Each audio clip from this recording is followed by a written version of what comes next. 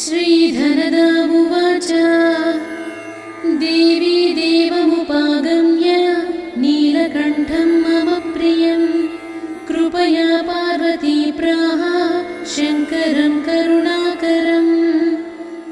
श्रीदेव्युवाच ब्रूहि वल्लभसाधूनां दरिद्राणां कुटुम्बिनां दरिद्रदलनोपायम् अञ्जसैव धनप्रदम्।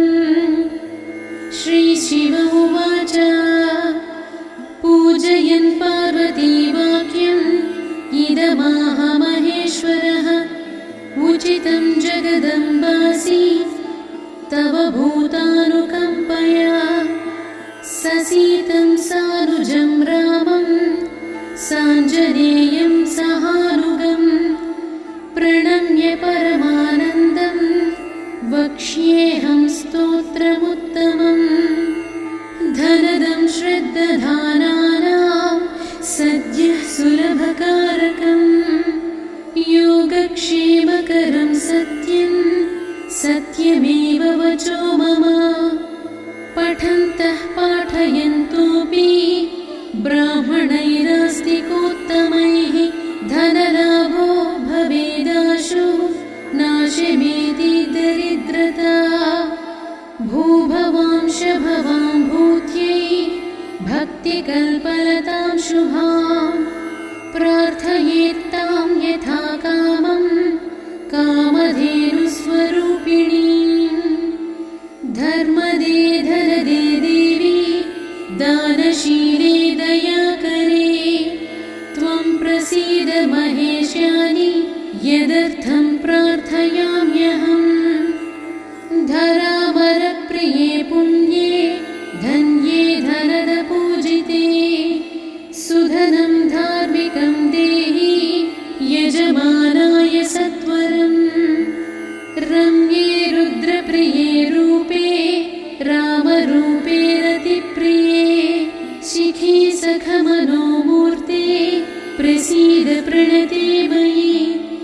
आरक्तचरणाम्भोजे सिद्धि सर्वार्थदायिके दिव्याम्बरधरे दिव्ये दिव्यमाल्योपशोभिते समस्तगुणसम्पन्ने सर्वलक्षणलक्षिते शरच्चन्द्रमुखे नीले नीलनीरजलोचने चच्छरीकचमूचारु श्रीहारकुटिलालके मत्ते भगवति मातः कलकण्ठरवामृते हासावलोकनैर्दिव्यैर्भक्तचिन्तापहारिके रूपलावण्यतारुण्य कारुण्यगुणभाजने क्वणत्कङ्कणमञ्जीरे लसल्लीलाकराम्बुजे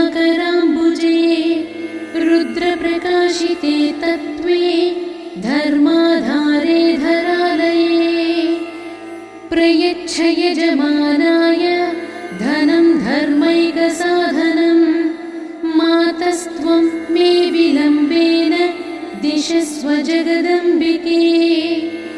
कृपया करुणागारे प्रार्थितं कुरु मे शुभे वसुधे वसुधारूपे वसुवासववन्दिते धनदे यजमानाय वरदे वरदा भव ब्रह्मण्यैर्ब्राह्मण्यैः पूज्ये पार्वती शिवशङ्करे स्तोत्रं दरिद्रताव्याधिशमनं सुधनप्रदम्।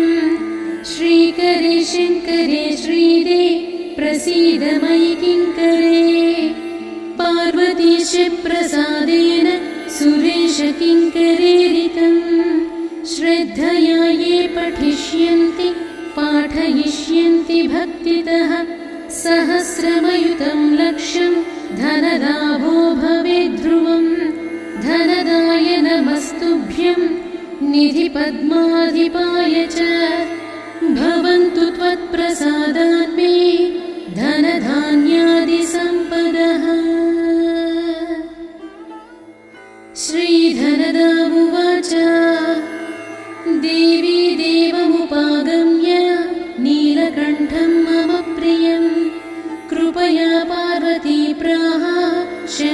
शङ्करं करुणाकरम्। श्रीदेव्युवाच ब्रूहि वल्लभसाधूनां दरिद्राणां कुटुम्बिनां दरिद्रदलनोपायम् अञ्जसैव धनप्रदम्। श्रीशिव उवाच पूजयन् पार्वतीवाक्यम् इदमाह महेश्वरः उचितं जगदम्बासि तव भूतानुकम्पया।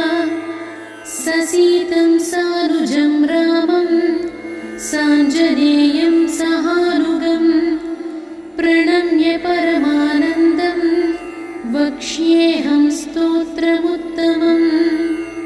धनदं श्रद्दधानानां सद्यः सुलभकारकम् योगक्षेमकरं सत्यं सत्यमेव वचो मम। पठन्तः पाठयन्तोऽपि ब्राह्मणैरास्तिकोत्तमैः धनलाभो भवेदाशु नाशमेति दरिद्रता। भूभवांश भवां भूत्यै भक्तिकल्पलतां शुभां प्रार्थयेत्तां यथा कामं कामधेनुस्वरूपिणीं। धर्मदे धनदे देवी दानशीले दयाकरे त्वं प्रसीद महेशानि यदर्थं प्रार्थयाम्यहम्।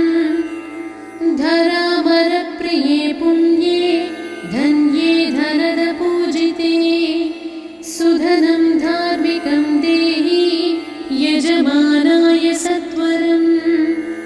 रम्ये रुद्रप्रिये रूपे रामरूपे रतिप्रिये शिखी सखमनोमूर्ते प्रसीद प्रणते मयि। आरक्तचरणाम्भोजे सिद्धि सर्वार्थदायिके दिव्याम्बरधरे दिव्ये दिव्यमाल्योपशोभिते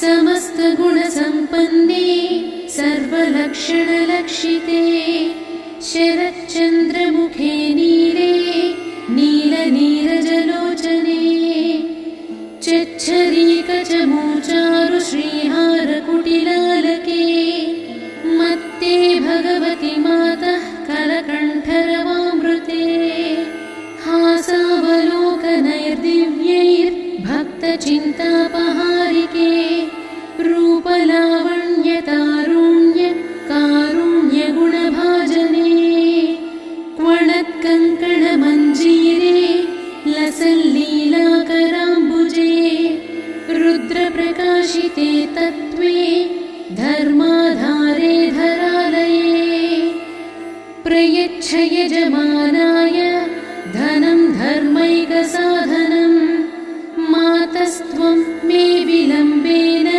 दिशस्व जगदम्बिके कृपया करुणागारे प्रार्थितं कुरु मे शुभे वसुधे वसुधारूपे वसुवासववन्दिते धनदे यजमानाय वरदे वरदा भव ब्रह्मण्यैर्ब्राह्मण्यैः पूज्ये पार्वती शिवशङ्करे स्तोत्रं दरिद्रताव्याधिशमनं सुधनप्रदं श्रीकरे शङ्करे श्रीदे प्रसीद मयि किङ्करे पार्वतीश प्रसादेन सुरेश किङ्करेरितं श्रद्धया ये पठिष्यन्ति पाठयिष्यन्ति भक्तितः सहस्रमयुतं लक्षं धनलाभो भवेद्ध्रुवम् धनदाय नमस्तुभ्यं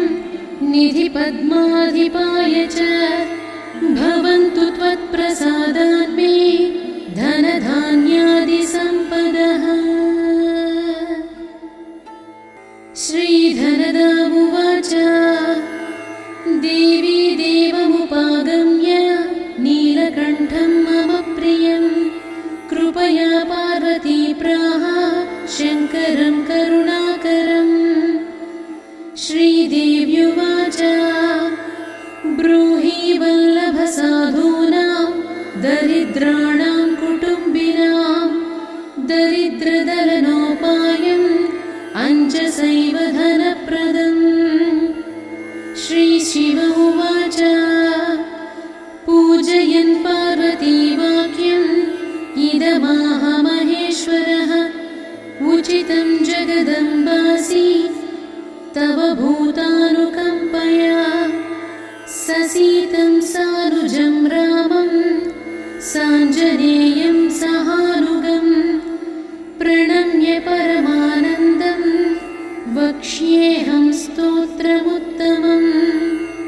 धनदं श्रद्दधानानां सद्यः सुलभकारकं योगक्षेमकरं सत्यं सत्यमेव वचो मम। पठन्तः पाठयन्तोऽपि ब्राह्मणैरास्तिकोत्तमैः धनलाभो भवेदाशु नाशमेति दरिद्रता। भूभवांश भवां भूत्यै भक्तिकल्पलतां शुभां प्रार्थयेत्तां यथा कामं कामधेनुस्वरूपिणीम्। धर्मदे धनदे देवी दानशीले दयाकरे त्वं प्रसीद महेशानि यदर्थं प्रार्थयाम्यहम्। धरामरप्रिये पुण्ये धन्ये धनदपूजिते सुधनं धार्मिकं देहि यजमानाय सत्वरम्।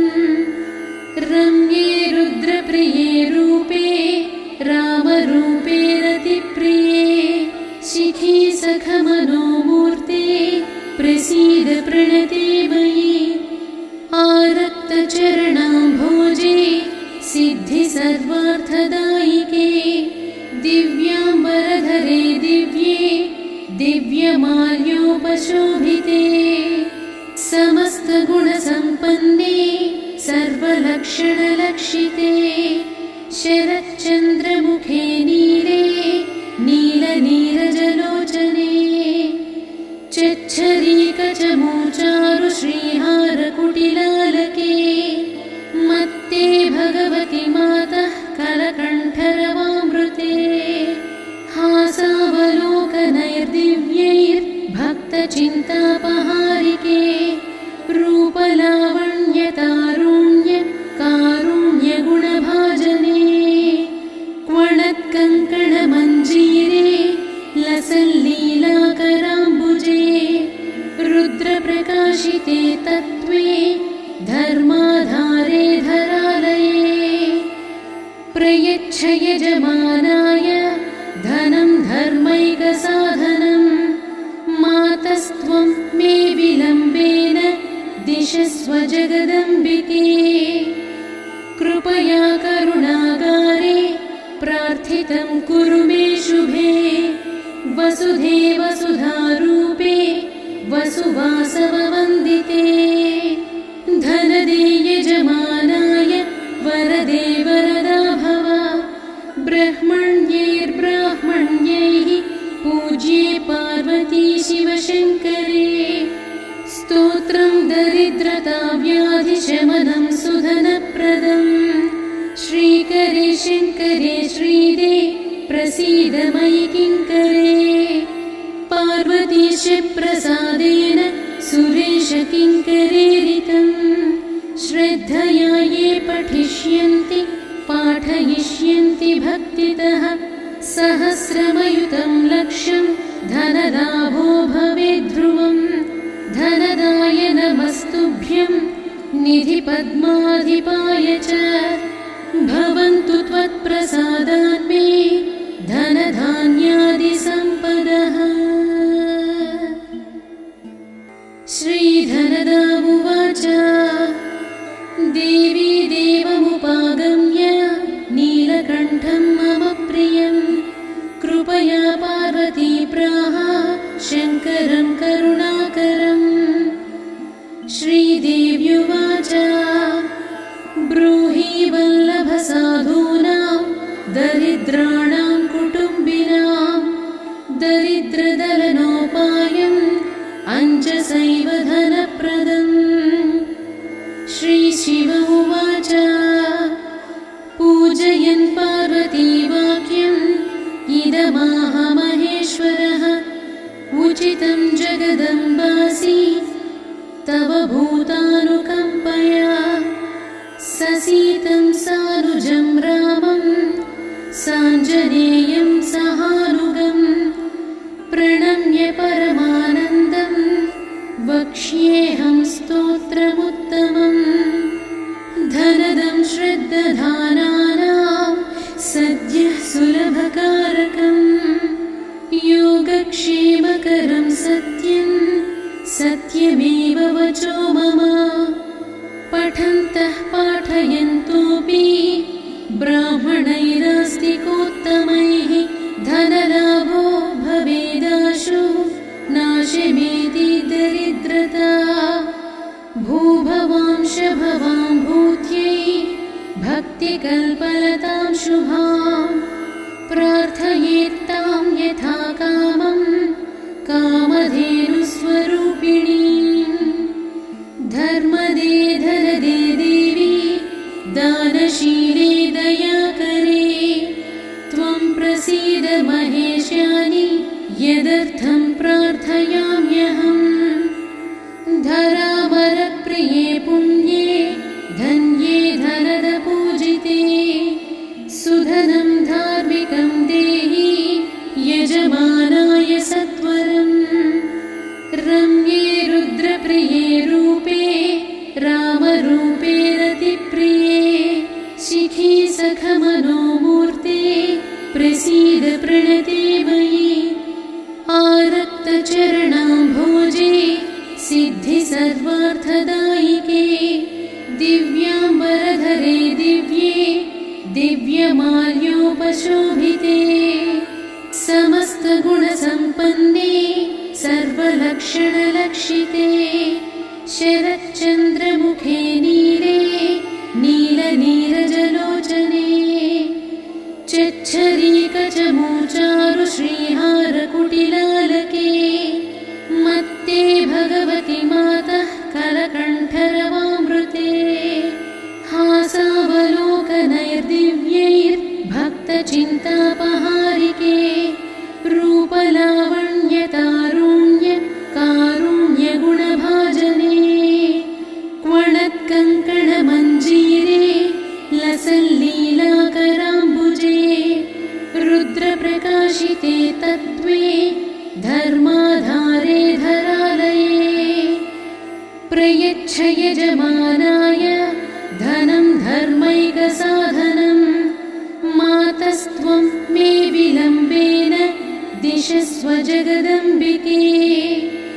कृपया करुणागारे प्रार्थितं कुरु मे शुभे वसुधे वसुधारूपे वसुवासववन्दिते धनदे यजमानाय वरदे वरदा भव ब्रह्मण्यैर्ब्राह्मण्यैः पूज्ये पार्वती शिवशङ्करे स्तोत्रं दरिद्रताव्याधिशमनं सुधनप्रदं श्रीकरे शङ्करे श्रीदे प्रसीद मयि किङ्करे पार्वतीश प्रसादेन सुरेश किङ्करेरितं श्रद्धया ये पठिष्यन्ति पाठयिष्यन्ति भक्तितः सहस्रमयुतं लक्षं धनलाभो भवेद्ध्रुवम्।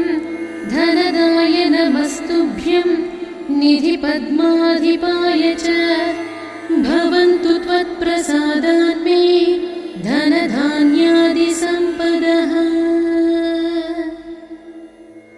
श्रीधनदा उवाच देवी देवमुपागम्य नीलकण्ठं मम प्रियं कृपया पार्वती प्राह शङ्करं करुणाकरम्। श्रीदेव्युवाच ब्रूहि वल्लभसाधूनां दरिद्राणां कुटुम्बिनां दरिद्रदलनोपायम् अञ्जसैव धनप्रदम्।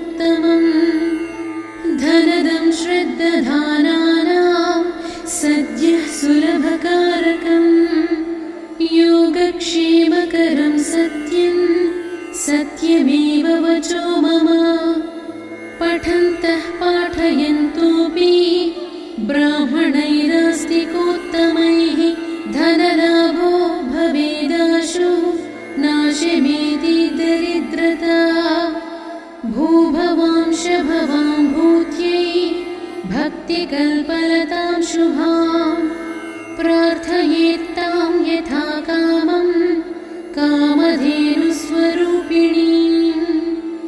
धर्मदे धनदे देवी दानशीले दयाकरे त्वं प्रसीद महेशानि यदर्थं प्रार्थयाम्यहम् धरामरप्रिये पुण्ये धन्ये धनदपूजिते सुधनं धार्मिकं देहि यजमानाय सत्वरम् रम्ये रुद्रप्रिये रूपे रामरूपे रतिप्रिये शिखी सखमनोमूर्ते प्रसीद प्रणते मयि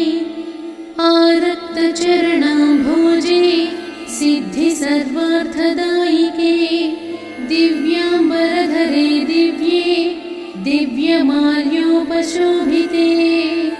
समस्तगुणसम्पन्ने सर्वलक्षणलक्षिते शरच्चन्द्रमुखे नीले नीलनीरजलोचने चच्छरीकचमूचारु श्रीहारकुटिलालके मत्ते भगवति मातः कलकण्ठरवामृते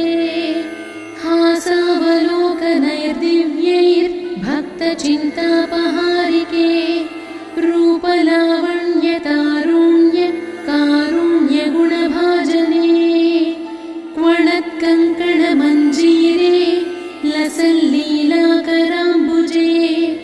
रुद्रप्रकाशिते तत्त्वे धर्माधारे धरालये प्रयच्छ यजमानाय धनं धर्मैकसाधनं मातस्त्वं मे विलम्बेन दिशस्व जगदम्बिके कृपया करुणागारे प्रार्थितं कुरु मे शुभे वसुधे वसुधारूपे वसुवासववन्दिते धनदे यजमानाय वरदे वरदा भव ब्रह्मण्यैर्ब्राह्मण्यैः पूज्ये पार्वती शिवशङ्करे स्तोत्रं दरिद्रता व्याधिशमनं सुधनप्रदं श्रीकरे शङ्करे श्रीदे प्रसीद मयि किङ्करे पार्वतीश प्रसादेन सुरेश किङ्करेरितं श्रद्धया ये पठिष्यन्ति पाठयिष्यन्ति भक्तितः सहस्रमयुतं लक्षं धनलाभो भवेद्ध्रुवम् धनदाय नमस्तुभ्यं निधिपद्माधिपाय च भवन्तु त्वत्प्रसादान्मे धनधान्यादिसम्पदः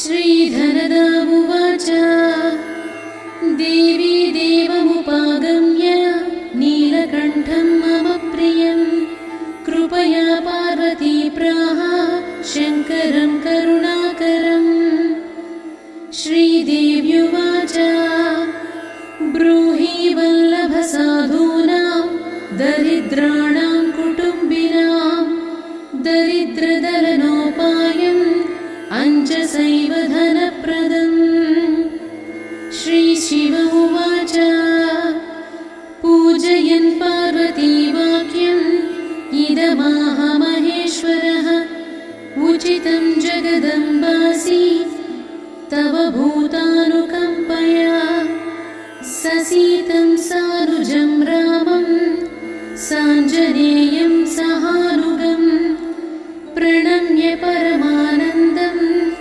वक्ष्येऽहं स्तोत्रमुत्तमम् धनदं श्रद्दधानानां सद्यः सुलभकारकं योगक्षेमकरं सत्यं सत्यमेव वचो मम पठन्तः पाठयन्तोऽपि ब्राह्मणैरास्तिकोत्तमैः धनलाभो भवेदाशु नाशमेति दरिद्रता भूभवांशभवां भूत्यै भक्तिकल्पलतां शुभां प्रार्थयेत्तां यथा कामं कामधेनुस्वरूपिणीं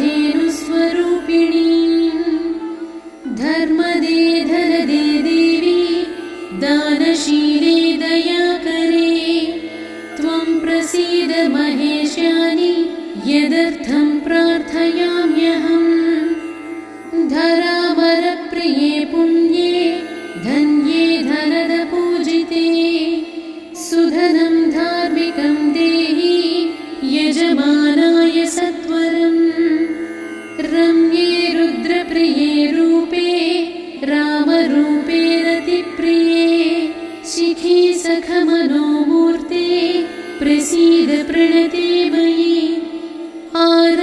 आरक्तचरणाम्भोजे सिद्धि सर्वार्थदायिके दिव्याम्बरधरे दिव्ये दिव्यमाल्योपशोभिते समस्तगुणसम्पन्ने सर्वलक्षणलक्षिते शरच्चन्द्रमुखे नीले नीलनीरजलोचने चच्छरीकचमूचारु श्रीहारकुटिलालके मत्ते भगवति मातः कलकण्ठरवामृते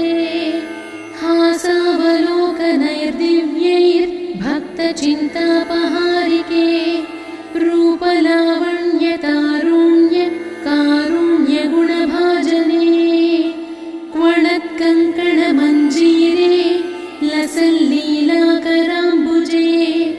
रुद्रप्रकाशिते तत्त्वे धर्माधारे धरालये प्रयच्छ यजमानाय धनं धर्मैकसाधनं मातस्त्वं मे विलम्बेन दिशस्व जगदम्बिके कृपया करुणागारे प्रार्थितं कुरु मे शुभे वसुधे वसुधारूपे वसुवासववन्दिते धनदे यजमानाय वरदे वरदा भव ब्रह्मण्यैर्ब्राह्मण्यैः पूज्ये पार्वती शिवशङ्करे स्तोत्रं दरिद्रताव्याधिशमनं सुधनप्रदं श्रीकरे शङ्करे श्रीदे प्रसीद मयि किङ्करे पार्वतीश प्रसादेन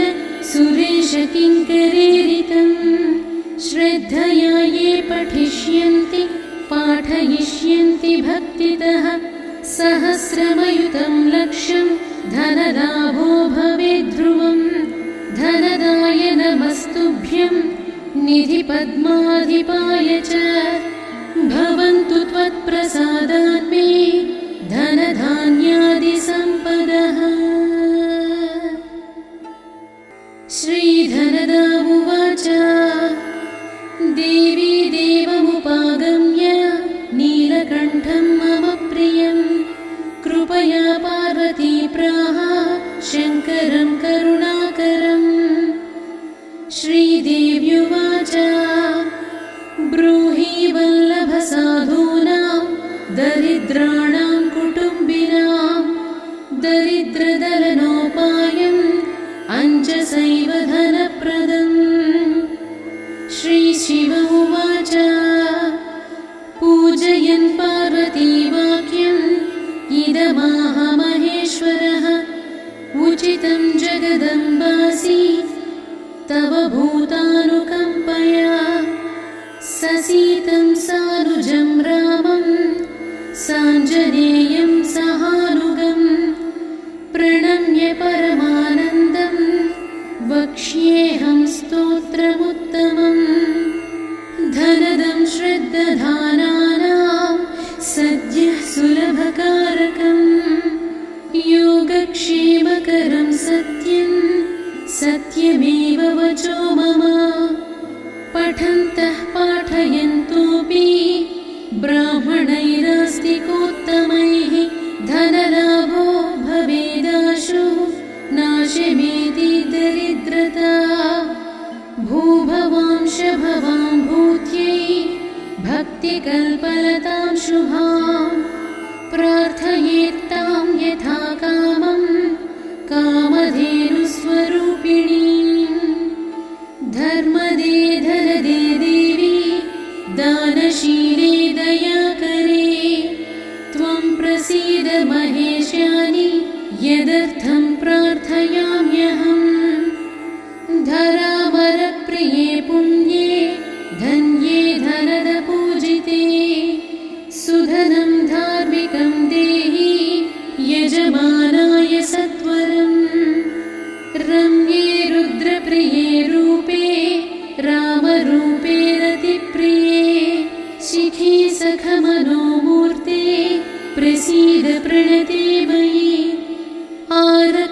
आरक्तचरणाम्भोजे सिद्धि सर्वार्थदायिके दिव्याम्बरधरे दिव्ये दिव्यमाल्योपशोभिते समस्तगुणसम्पन्ने सर्वलक्षणलक्षिते शरच्चन्द्रमुखे नीले नीलनीरजलोचने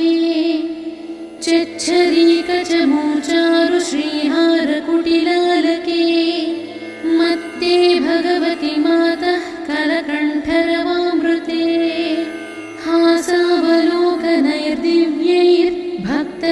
हासावलोकनैर्दिव्यैर्भक्तचिन्तापहारिके रूपलावण्यतारुण्य कारुण्यगुणभाजने क्वणत्कङ्कणमञ्जीरे लसल्लीलाकराम्बुजे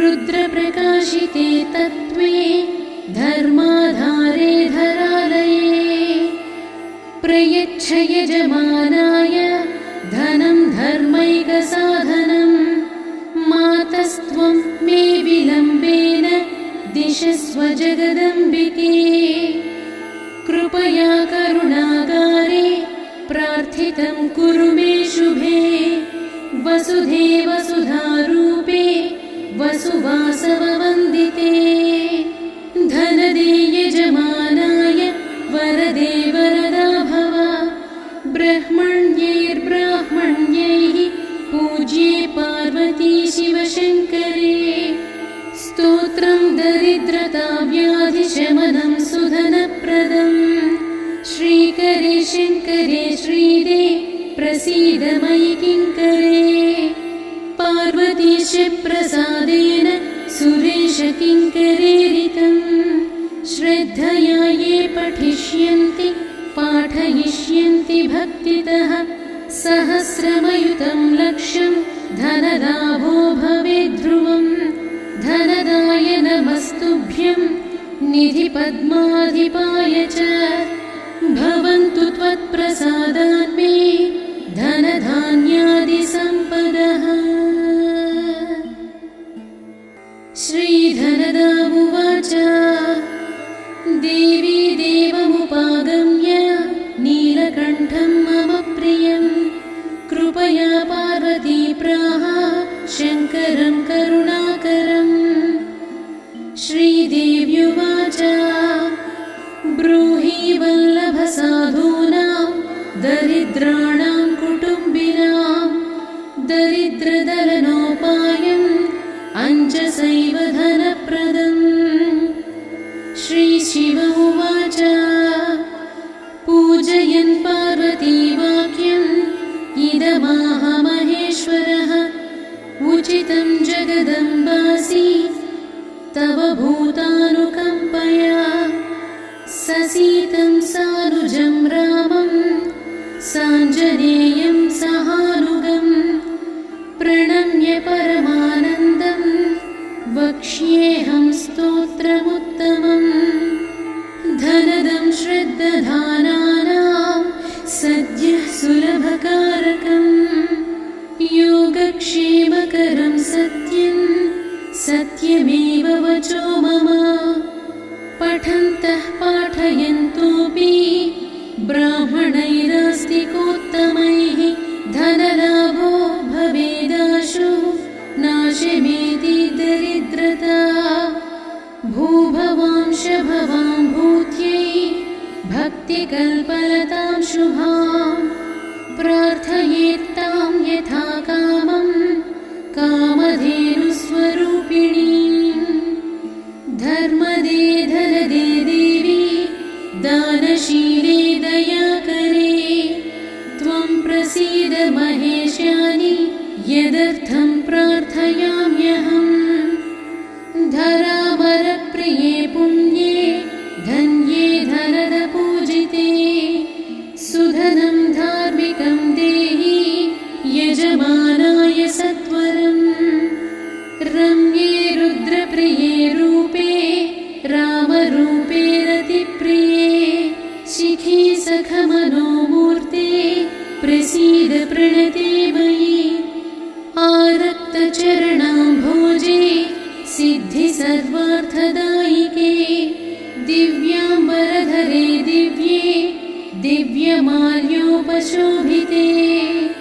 समस्तगुणसम्पन्ने सर्वलक्षणलक्षिते शरच्चन्द्रमुखे नीले नीलनीरजलोचने चच्छरीकचमूचारु श्रीहारकुटिलालके मत्ते भगवति मातः कलकण्ठरवामृते हासावलोकनैर्दिव्यैर्भक्तचिन्तापहारिके रूपलावण्यतारुण्य कारुण्यगुणभाजने क्वणत्कङ्कणमञ्जीरे लसल्लीलाकराम्बुजे